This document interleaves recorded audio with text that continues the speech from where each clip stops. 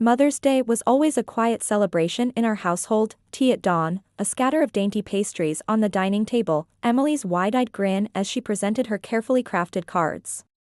But this May felt different from the start. In the soft spring light that filtered through our kitchen window, I watched Emily move about our home with an energy I'd never seen before. There were hushed phone calls at odd hours, late-night online shopping sessions that left her bleary-eyed, and the kind of secretive smiles that made my mother's heart both proud and a little uneasy. Growing up, Emily had learned early the power of a small gesture. I remembered the first time she handed me a wobbly paper flower taped to a construction paper card when she was 4. The gift cost nothing but became one of my most treasured possessions, tucked safely in a box of mementos. Over the years, her tokens grew more polished, hand-painted mugs in elementary school, a pressed flower bookmark in middle school, and, by her senior year, a custom-engraved locket clasped around my neck. Each gift was a chapter of her childhood, a testament to how deeply she felt love for her mom.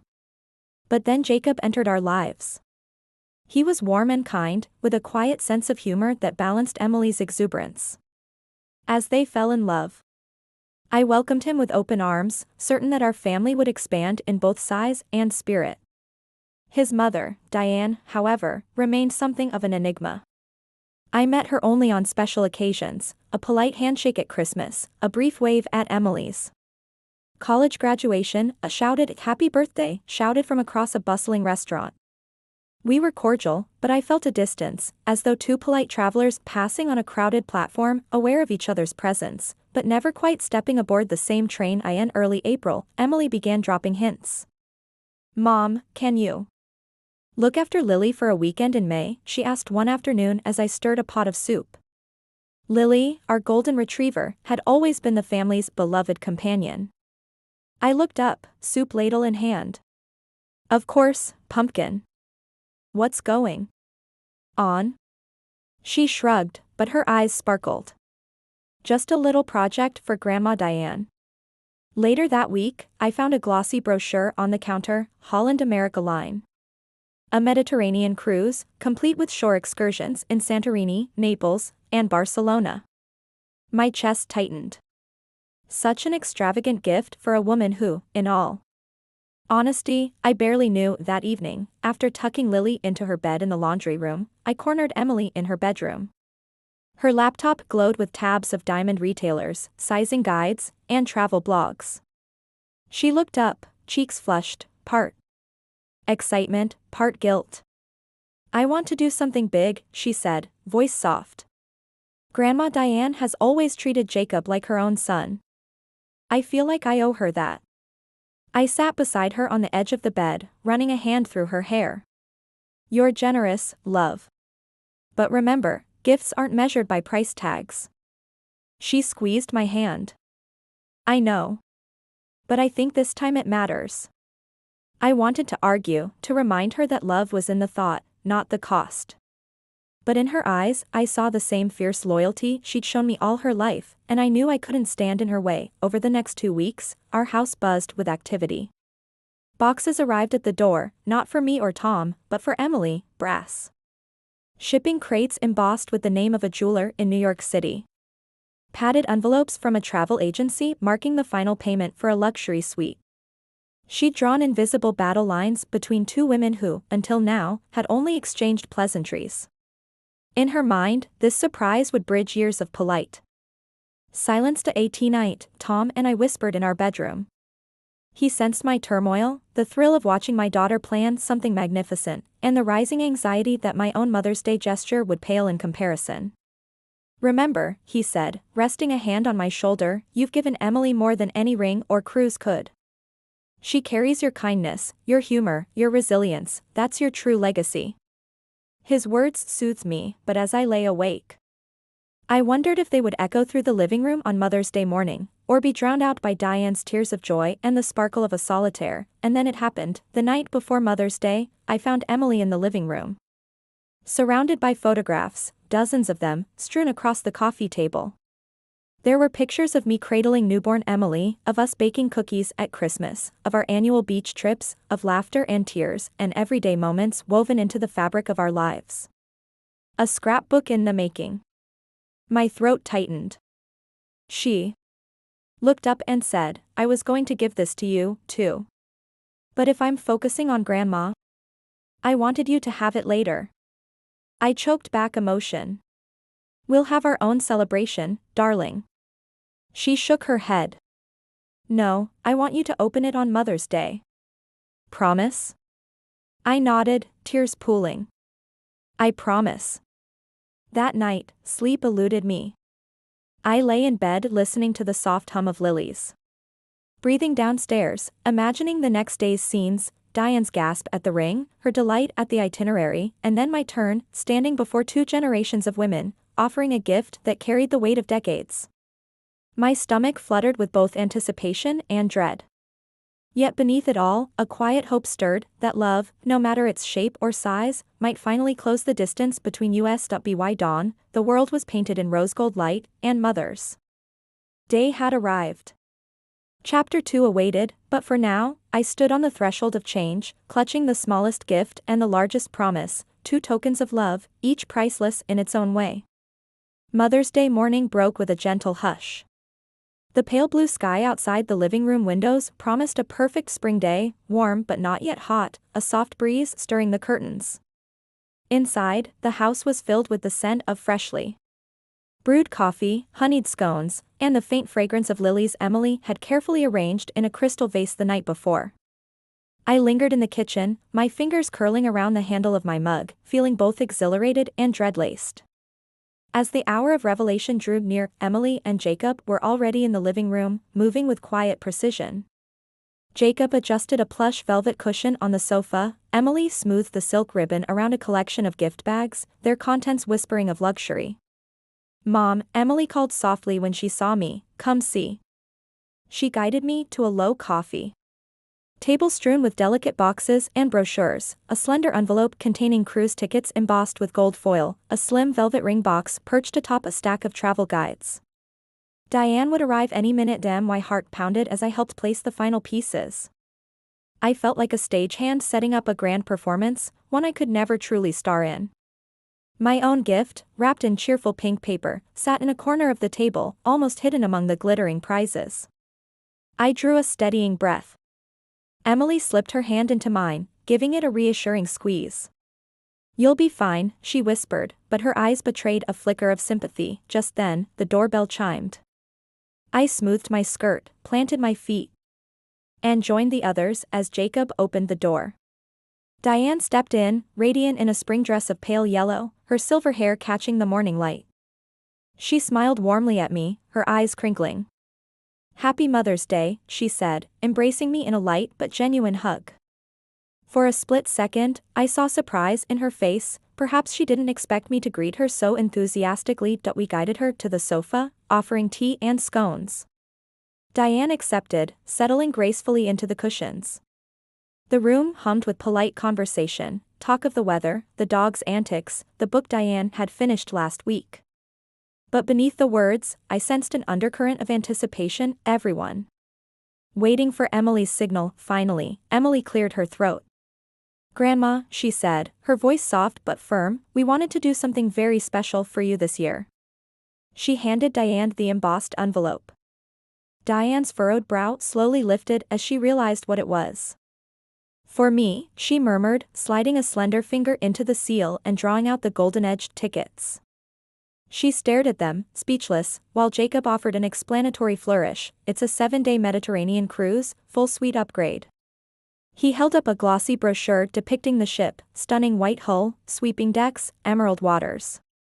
Lapping at the shore and island after island, tears welled in Diane's eyes.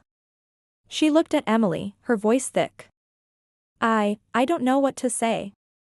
Her hand trembled slightly as she passed the tickets to me, then back to Emily, as if to confirm the reality of such generosity. Behind her, I heard Tom exhale softly.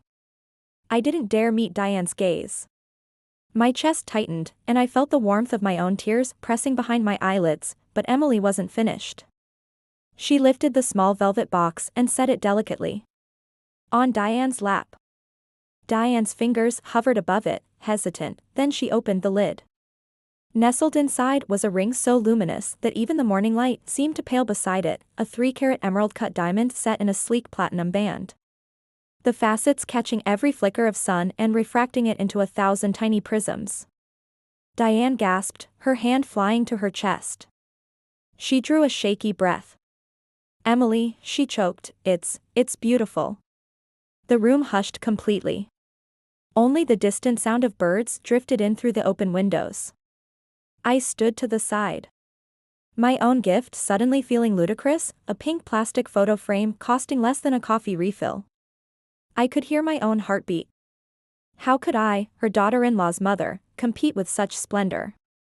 Yet as I watched Diane cradle the ring box like a precious bird, I realized that no gift, even one this dazzling, could contain all the love between two women, a mother-in-law and her daughter-in-law, forging a bond as precious and multifaceted as any gemstone. Diane lifted her head, tears tracking down her cheeks.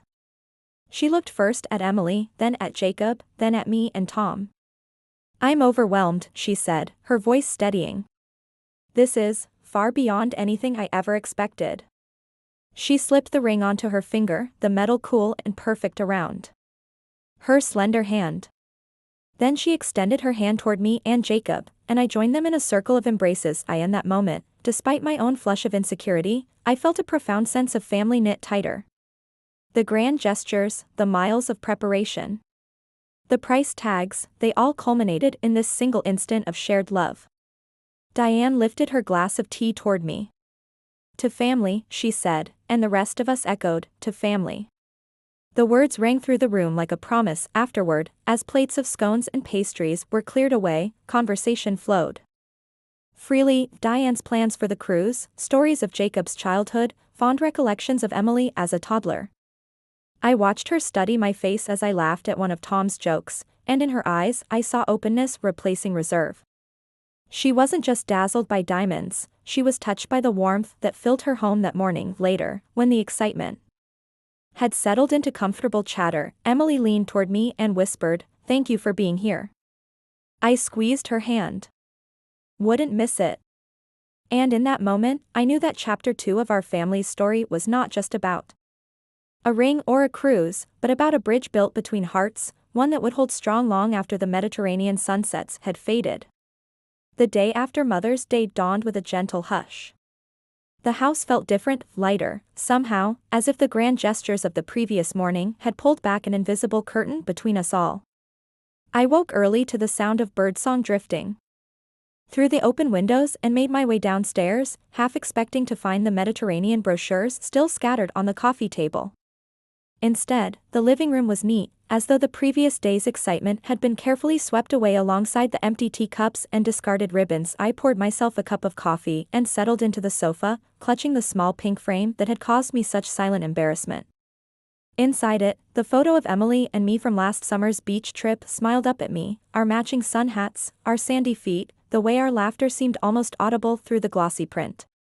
I turned it over and read Emily's inscription. "Once more, Mom, you're my anchor. Love, Emily." A wave of gratitude washed through me. Even a gift bought for $5 could carry the weight of love if its purpose was true. Tom joined me, holding 2 mugs. He settled beside me, draping an arm around my shoulders. "You look peaceful," he observed, as if sensing my change in mood. I smiled. "I've been thinking," I said, showing him the frame. "This little thing means more to me now than any ring could." He nodded. "It's yours and hers. Yours because you gave it, and hers because you gave her memories, just as Emily did for her mother-in-law." I sipped my coffee, warmth spreading through me. I think I understand now. Gifts aren't trophies. They're invitations, to remember, to connect, to feel seen. Meanwhile, in the master suite, Diane was careful not to smudge the new ring on her hand. She tried on the cruise itinerary bracelet, a gift from Emily, engraved with the liner's name and the departure date, admiring how they complemented each other. But what she treasured most that morning was the photo frame on the bedside table. The image of her daughter-in-law and me, mother and daughter, side by side, spoke of generations united, the life I had nurtured, and the love Emily had carried. Forward, that afternoon, Diane called to thank me more personally. Her voice was warm, laced with emotion I hadn't heard before. The ring and the cruise.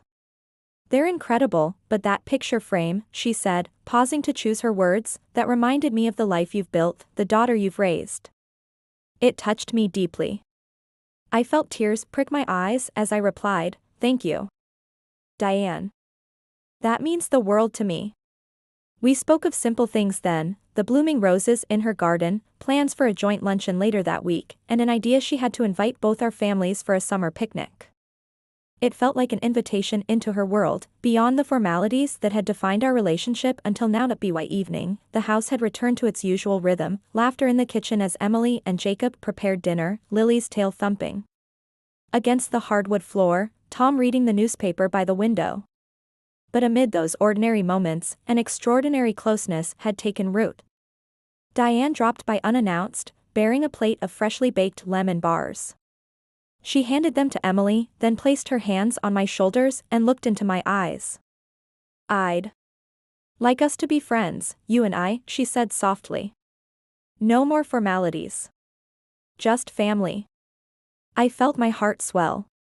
"Nothing would make me happier," I whispered, and we embraced that night. As I lay in bed, I thought back to the pink frame and the dazzling diamond ring. Two gifts, worlds apart in cost and flash, yet each perfect for its recipient. I realized that my feelings of envy had been a mirror for my own insecurities, fears that I wasn't enough, that I'd somehow fallen behind in a race measured by price tags. But what mattered, I now understood, was the intention behind the gift. Emily saw my heart when she made that frame, just as I saw hers when she orchestrated a surprise of a lifetime. In the days that followed, the cruise brochures found a home on the mantle alongside family photographs. The pink frame joined them, its bright color a cheerful accent among the portraits. And as summer unfurled its warmth, we gathered often in that living room, sharing stories, planning picnics, and sometimes simply sitting together in companionable silence.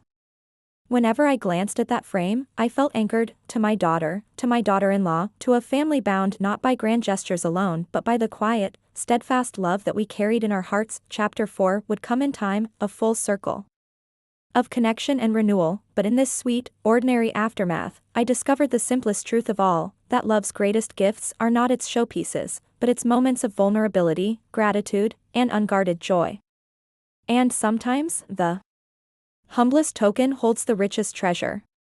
Summer settled over our little town like a warm embrace, and with the sun-drenched days came a new sense of ease between the women in my life.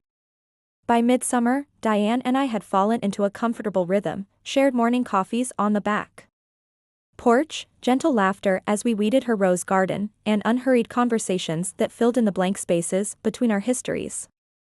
I often caught myself smiling at the effortless camaraderie we'd forged, two women once bound by polite distance, now united by stories, confidences, and mutual respect. One Saturday morning in late June, Diane invited me to help plan a family reunion picnic to be held at the lakeside park where Emily and Jacob had married.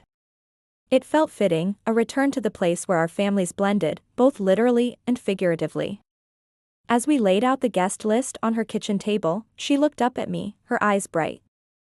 "I've been thinking," she said, "that we should do something together every Mother's Day, alternate gifts, plan outings, make it a tradition." My heart swelled, her words were testament to how far we'd come. "I'd love that," I replied, sliding the picnic brochures toward her. "Next year, let's pick something we can both enjoy." In the weeks that followed, the picnic took shape. Emily and Jacob handled the menu, homemade lemonade, chicken salad sandwiches, fresh berry tartlets, while Diane and I coordinated decorations, pastel bunting strung between trees, mason jars of wildflowers, and a hand-lettered sign that read, "Family is everything." As the day approached, I realized how deeply invested I'd become in this joint celebration, far more than any gift-giving ritual. It was the planning itself, side by side with Diane, that felt most precious. On the morning of the picnic, the sky was a flawless cerulean canvas. We arrived early, unloading baskets and blankets, placing chairs in a semicircle facing the water. Diane brushed flour from her hands, turning to me with that familiar warmth. "Thank you for doing this with me," she said softly. I patted her arm. Thank you for inviting me. As guests began to arrive, Tom and Lily wagging her tail excitedly, Emily and Jacob carrying coolers, and cousins and aunts tucked in behind them, the two of us stood back and watched our extended family come together. Children raced toward the swimming dock, laughter drifted across the grass. I glanced at Diane, tears prickling at my eyes.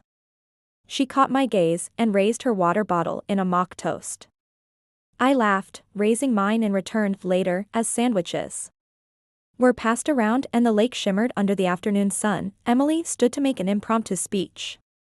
She held up a photograph, one I hadn't seen before, of the four of us taken last Christmas, me, Diane, Emily, and Jacob, arms entwined around a fireplace surrounded by twinkling lights. This picture, Emily said, was the first time we all felt like a single family. It captured everything we've become. She looked at Diane, then at me. Thank you both, for opening your hearts to each other, and for making me believe in the beauty of blending families. She paused, her voice catching, then continued, here's to many more memories together.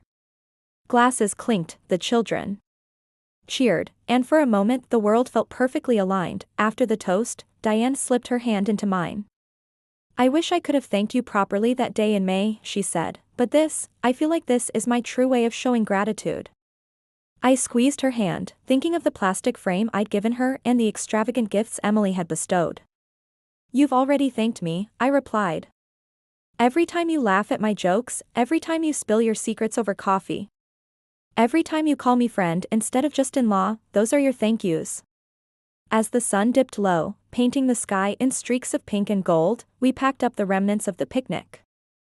The laughter of children playing in the shallows mingled with the soft lapping of the water at the shore.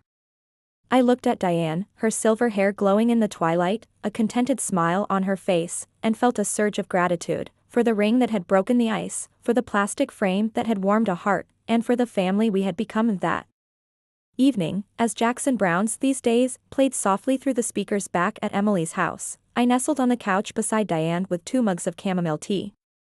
We shared a blanket and watched Emily scroll through photos of the day on her phone, the images flickering on the screen, the bunting in the breeze, cousins laughing, the 4 of us huddled in a group hug. When the slideshow paused on that Christmas photo, Diane turned to me and said, I think this is my favorite tradition yet. I rested my head on her shoulder and whispered, mine too. And so, in that gentle glow of perfected imperfection, I understood finally what love looks like. When it's lived beyond price tags and ceremonies, simple, persistent, and generous. Mother's Day had given us a ring, a cruise, and a plastic frame, but what had truly bound us was the willingness to open our hearts, time and again, until the distance between us dissolved. As the embers of day faded into night, I looked around. That cozy living room, at Diane, at Emily and Jacob, at Tom and Lily, and knew, with a deep and settled certainty, that we were home. This was our family, fully woven, each gift a thread in the tapestry of our lives. And there, in the soft summer hush, we were complete.